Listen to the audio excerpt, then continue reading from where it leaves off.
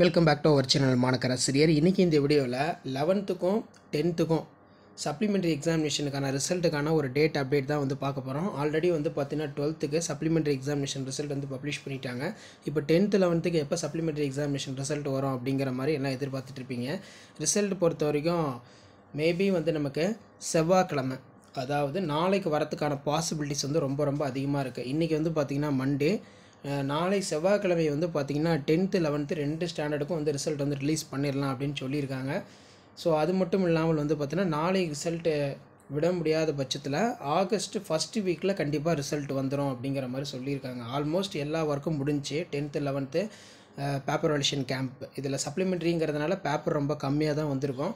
So 10த்துக்கும் சரி 11த்துக்கும் சரி paper validation camp எல்லாமே கம்ப்ளீட் ஆகிடுச்சு. உங்களுடைய மார்க்கை வந்து பார்த்திங்கன்னா சப்ஜெக்ட் வைஸாக வந்து மதிப்பெண் பட்டியலை வந்து தயாரிச்சிட்ருக்காங்க. அந்த ப்ராசஸ் வந்து இன்றைக்கி கம்ப்ளீட் ஆகும் அப்படின்னு சொல்லியிருக்காங்க. இன்றைக்கி கம்ப்ளீட் ஆகிடுச்சுன்னா ஒரு டைம் வந்து சாஃப்ட்வேர் மூலமாக ரன் பண்ணி பார்த்துட்டு ரிசல்ட் மேபி நாளைக்கு வந்து செவ்வாய்க்கிழமை உங்களுக்கு பப்ளிஷ் பண்ணுறதுக்கான பாசிபிலிட்டிஸ் ரொம்ப அதிகமாக இருக்குது.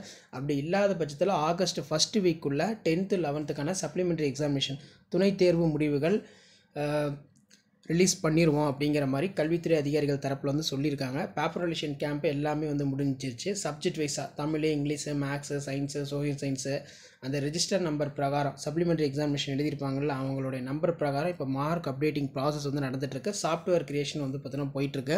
11த்துக்கும் ஆல்மோஸ்ட் வந்து பார்த்திங்கன்னா பேப்பர் வேலிடேஷன் கேம்ப் எல்லாமே முடிஞ்சு இப்போ மார்க் அப்டேட் பண்ணக்கூடிய ப்ராசஸ் போயிட்டுருக்கு. ஸோ ரிசல்ட்டை பொறுத்த வரைக்கும் நீங்கள் நாளைக்கு வந்து எதிர்பார்க்கலாம். அப்படி நாளைக்கு வராத பட்சத்தில் ஆகஸ்ட் ஃபஸ்ட் வீக் வரும் அப்படிங்கிற மாதிரி ஒரு இன்ஃபர்மேஷன் கிடச்சிருக்கேன்.